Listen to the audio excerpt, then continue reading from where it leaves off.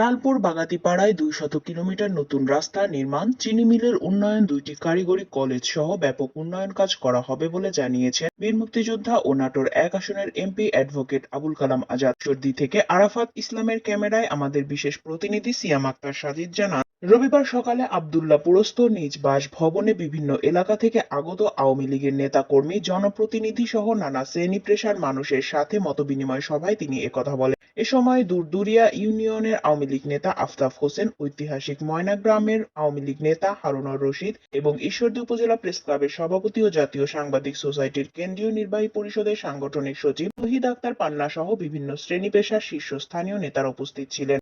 MP Abul Kalam Azad প্রধানমন্ত্রীর বক্তব্য মতে স্মার্ট বাংলাদেশ বিনির্মাণে গ্রাম হবে শহর উল্লেখ করে লালপুর বাগাতিপাড়া সহ নাটোর জেলার ইসলাম ধর্মাবলম্বী সহ সকল ধর্মের মানুষের এবং আওয়ামী লীগ এবং এর অঙ্গ সংগঠনের নেতাকর্মীদের পবিত্র ঈদুল আজহার শুভেচ্ছা ও অভিনন্দন জানান। বিসমিল্লাহির রহমানির রহিম। ঈদ মোবারক, ঈদ মোবারক, ঈদ মোবারক।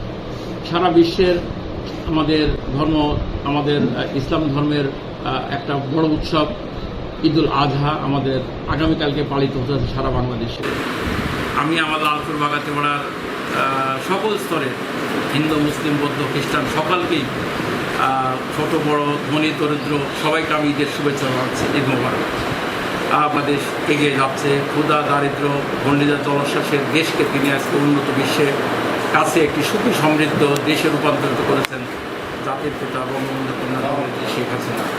আমি লালপুর বাগাতিপাড়ায় 2014 থেকে 18 পর্যন্ত সংসদ সদস্য ছিলাম এবং এই 5 বছরে বঙ্গবন্ধু কন্যার হাত ধরে লালপুর বাগাতিপাড়াকে শতভাগ বিদ্যুৎ সহ রাস্তাঘাট, স্কুল, কলেজ, মন্দির, মসজিদ, গোরস্থান, শ্মশানঘাট, সামাজিক উন্নয়ন, ব্যাপক উন্নয়ন সংগঠিত হয়েছিল।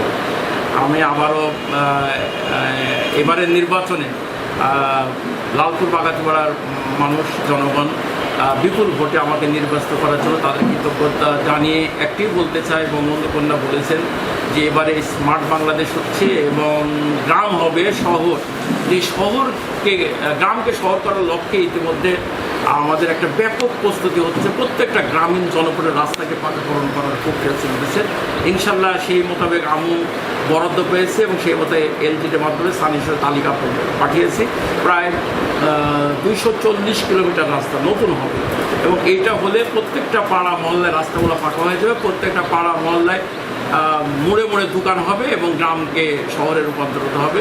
এবং লালপুর বাগাতিপাড়ায় আরও যে শিক্ষিত বেকার যুবকদের কর্মসংস্থান আবার নতুনভাবে আমার সেই বাতিল হওয়া প্রকল্প যে অর্থনৈতিক অঞ্চল সেটা আবার নতুনভাবে চালু হচ্ছে। একইভাবে এই উত্তর অঞ্চলের আকসাসীদের জন্য শুক্রবার ব্যাপকভাবে আখের মূল্যবৃদ্ধি এবং আকসাসে উৎসাহ করা এবং নটবঙ্গ sugar mill, Natore sugar mill সহ আধুনিকরণের প্রক্রিয়া যেটা আমার বাতিল হয়ে গেছিল সেটা আবার নতুনভাবে এই প্রক্রিয়া, তাতে আমাদের এখানে হাজার হাজার মানুষের কর্মসংস্থান, যুবকদের, তরুণদের, শিক্ষিত বেকারদের কর্মসংস্থানের ব্যবস্থা হবে। এখানে 2টা কারিগরি স্টুডেন্ট কলেজ প্রতিষ্ঠিত যাচ্ছে। এই কারিগরি স্টুডেন্ট কলেজ থেকে 6 থেকে শুরু হবে।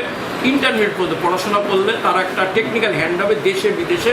লালপুর বাগাতিপাড়া যুবক তরুণরা তারা চাকরি সুবিধা পাবে। এই কাজগুলো এগিয়ে নিয়ে যাচ্ছে ইনশাল্লাহ। লালপুর বাগাতিপাড়ার সুন্দর আগামী ঈদ অনুষ্ঠিত হোক।